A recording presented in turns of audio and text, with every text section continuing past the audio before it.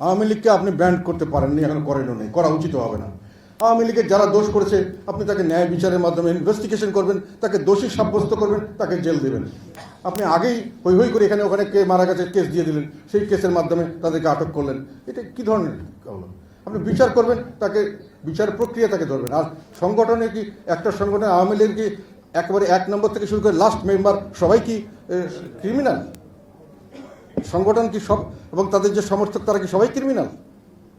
তা আপনি তাদের সবাই ক্রিমিনাল করে আগেই তাহলে আপনি আর শেখ হাসিনার সঙ্গে কী পার্থক্য করবেন? যে বিএনপি করলেই খারাপ, জামাত করলেই খারাপ। এখন আপনি সেটাই করতেছেন।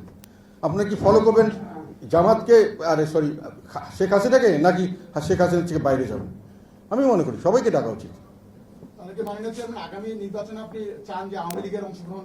অফকোর্স সব দল থাকবে, সব দলকে আসতে হবে। যারা রেজিস্ট্রেশন দিয়েছেন তো আপনি কেন তাকে আসতে দেবেন না? আমরা চাই যে সকল মানুষ, এখানে যদি নির্বাচন হয় সকলের পার্টিসিপেশন দরকার আছে। আপনি যতই বলেন আর না বলেন, ওই একতরফা নির্বাচন করে শেখ হাসিনার দেশে একটা হাস্যকর নির্বাচন করেছিলেন, যার জন্যই তাকে এত আমরা হেয় মনে করেছি, যার জন্যই তাকে এত নিন্দা। এখন আবার আপনারা সেই একই জিনিস করবেন, সেইভাবেই করতে চাচ্ছেন। This is very unfortunate.